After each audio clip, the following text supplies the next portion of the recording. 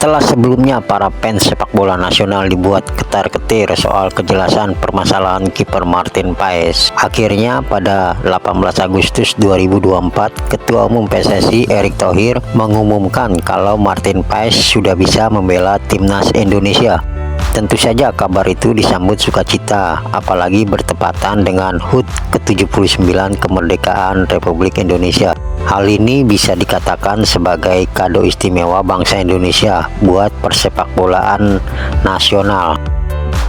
Ini pula yang menjadi kabar gembira jelang round ketiga kualifikasi Piala Dunia 2024 zona Asia. Karena seperti diketahui, timnas Indonesia akan mulai berjuang di round 3 pada tanggal 6 September saat bertemu dengan timnas Arab Saudi dan 10 September melawan Australia.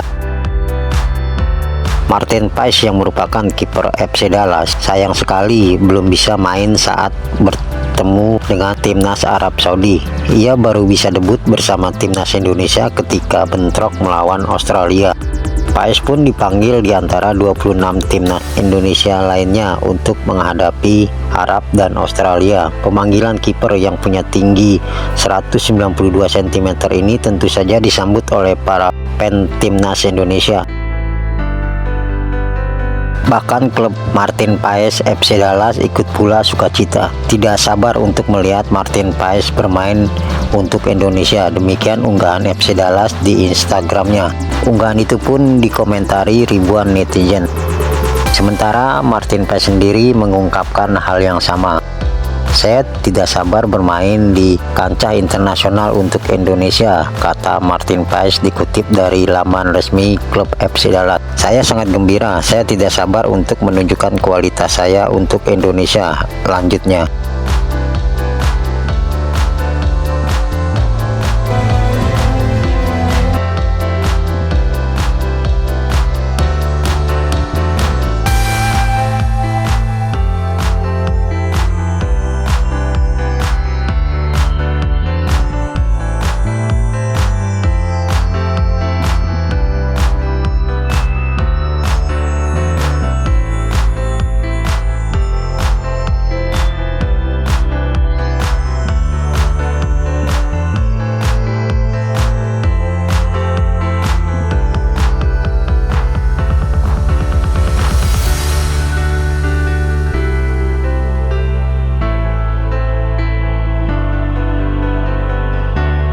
Bergabungnya Martin Paes di timnas Indonesia mendapat sorotan bukan hanya dari kawasan ASEAN, tapi juga para lawan timnas Indonesia di grup C seperti Jepang, Australia, Arab Saudi, Bahrain, dan Cina.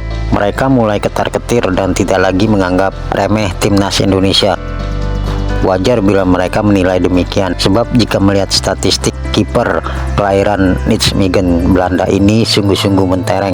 Martin Paes yang kali pertama gabung dengan FC Dallas pada Januari 2022 sebagai pemain pinjaman dari FC Utrecht yang kemudian dipermanenkan pada musim pertengahan 2022. Dikutip dari situs resmi MLS, selama 3 musim di MLS, Paes sudah bermain 87 kali. Ia mencatatkan sebanyak 20 clean sheet. Persentase penyelamatannya ada di angka 73,7%. Secara keseluruhan, kiper berusia 26 tahun ini sudah mencatatkan sebanyak 285 save untuk FC Dallas. Kemudian akurasi umpan panjang Paes ada di angka 35,67%. Maka tidak salah bila kemudian dengan penampilan yang bagus mengantarkan dirinya masuk ke skuad MLS All-Star tahun ini. Ia bermain pada babak kedua saat MLS All-Star kalah 1-4 dari MX Liga All-Star.